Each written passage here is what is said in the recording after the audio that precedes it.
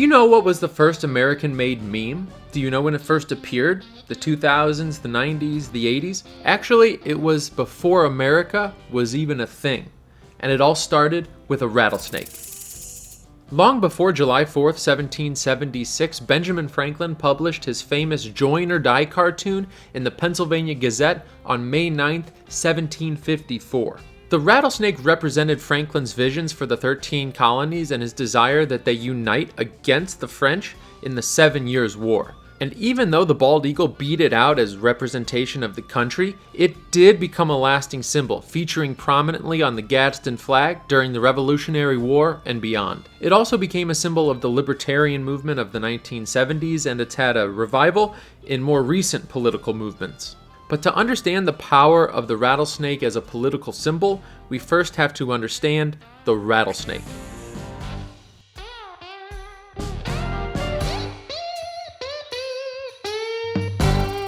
Here's the first sentence from the Forest Service, the U.S. Department of Agriculture's description of rattlesnakes. Generally not aggressive, rattlesnakes strike when threatened or deliberately provoked, but given room they will retreat. That attitude is what Franklin loved about them, and in fact, he decided he wanted rattlesnakes to be the animal representation of the new country. But it was only after seeing a rattlesnake on an early Navy ship with the motto beneath, "Don't tread on me," that he truly pushed the idea in public. It was in 1775, a full 2 decades after his Join or Die cartoon, that he wrote in a Philadelphia newspaper, "The rattlesnake, quote, never begins an attack, nor when once engaged, ever surrenders. She never wounds till she has generously given notice, even to her enemies, and has cautioned him against the danger of treading on her." You can see why libertarians might identify with the rattlesnake. Was I wrong, sir? Franklin asked, in thinking this a strong picture of the temper and conduct of America? Speaking of Join or Die, well, you won't die if you don't join our channel by liking this video and subscribing, but you should still do it. Anyway, as we peel back all the layers of the first American meme, the Gadsden Flag, and in some ways the history of the libertarian movement in the United States, we have to track down that Navy ship that so inspired Benjamin Franklin. To help in that search, here's Peter Ansoff. He's the president of the North American Vexillological Association. So your next question is, what is a vexillologist? That's actually been the subject of some discussion among us. The word itself means one who studies flags.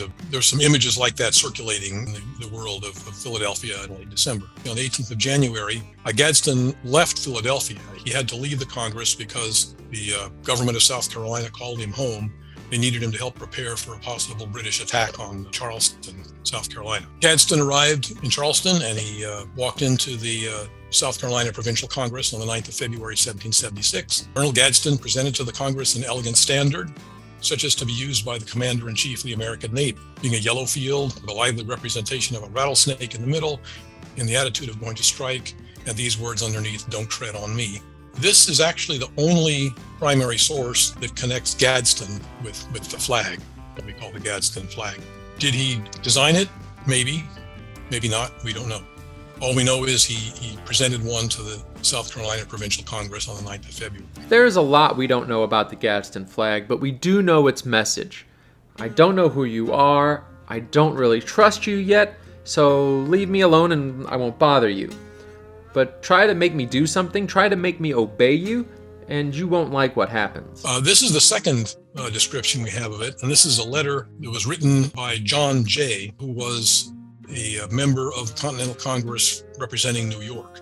In Jay's letter, he talked about the snake shaking its rattles defiantly. I do remember seeing a flag on which was extremely well painted, a rattlesnake rearing its head and shaking its rattles with this motto, "Don't tread on me." As the Revolutionary War went on, the flag grew in popularity, even being used by a militia group, the Culpeper Minutemen in Virginia. So back to the rattlesnake and how it penetrated the American consciousness as a meme. While there are 36 known species of rattlesnakes, they're all native to the Americas. We've got diamondbacks, cottonmouths, vipers, but the invading British had never seen one. Europeans I don't think they'd seen rattlesnakes. And that made it distinctively American. In fact, during the Revolution, the rattlesnake kind of became the symbol of the United States. Again, rattlesnakes typically keep to themselves and don't pick fights. On the other hand, if you invade their homes, rattlesnakes will unleash fury. And in defeating the world's strongest army, that's exactly what the American revolutionaries did. But after winning the war, the rattlesnake as a symbol, like the new country, faced an uncertain future.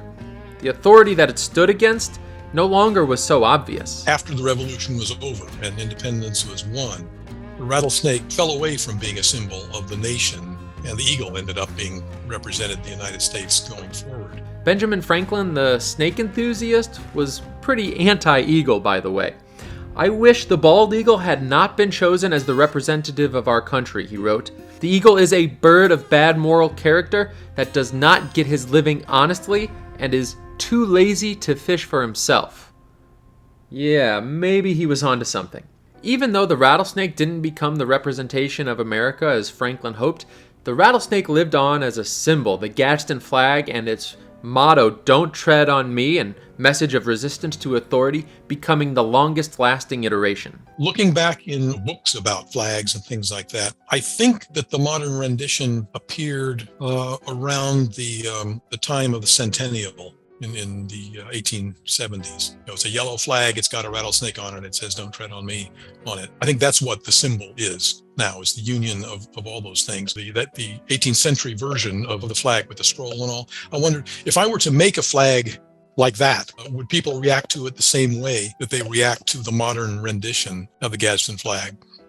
I don't know. The point I'm leading up to, I think it's the unity of the thing and the image that people have seen repeatedly that makes it a threatening symbol. Indeed, the tug of war over what the flag really means has never really ended. In the 1970s, for example, the nascent libertarian movement used the Gadsden flag to represent classical liberalism, small government, and resistance to authority. The flag's yellow background, by the way, is partly why modern-day libertarians tend toward yellow and gold. The September 11th attacks and the late 2000s Tea Party movement made interest in the flag spike further, and its appearance at the January 6th raid of the Capitol drew attention too. For whatever reasons, there's a political faction in the United States today that feels that they're oppressed and marginalized, and there are a lot of components to that. And that sort of stew of things leads to the idea that we got to resist it. Resistance to what, though? That's the key question. To pro-liberty folks, force is force. Unwanted authority is unwanted authority, whether it's an army of foreign invaders and tax collectors or a domestic army of the same. The Revolutionary War kind of had a special place in American lore, because it's where it all started. It's where we rose against the tyrannical British and became independent. The Gadsden flag is what it is. It says what it says. Maybe the flag would be differently understood if its image were less, slithery. People just hate snakes. Or maybe its four-word message should be "live and let live" instead of "don't tread on me." But as Supreme Court Justice Oliver Wendell Holmes once said, "We live by symbols, and what shall be symbolized by any image of the sight depends upon the mind of him who sees it." The symbol doesn't have just one meaning. The meaning is contextual, both for an individual and for a group. There's no answer to what's the real meaning of a symbol. Consider an American flag draped atop a casket. That means something totally different from an American flag at a Trump rally. The same goes for the rattlesnake and the Gadsden flag. They can represent something beautiful and meaningful, like rebellion against an unjust ruler, even if they're also used in contexts that we find less palatable. I think there's going to be this duality between it relic or historic symbol and the social aspect of it being a symbol of resistance to change. Symbol doesn't have just one meaning. The meaning is contextual, both for an individual and for a group. So you can't, there's no answer to what's the real meaning of a symbol. Here's what the rattlesnake means to us, though. An emblem of true courage, as Benjamin Franklin wrote. An emblem of vigilance, as Franklin added, and Metallica quoted. A true vision for America, land of peace and strength. Far from a symbol of hatred, from the first Navy Jack to the Gadsden flag, the rattlesnake has long meant to liberty-minded people resistance to and skepticism of authority. And as with any flag, symbol, image, logo, the tradition continues of modernizing its message.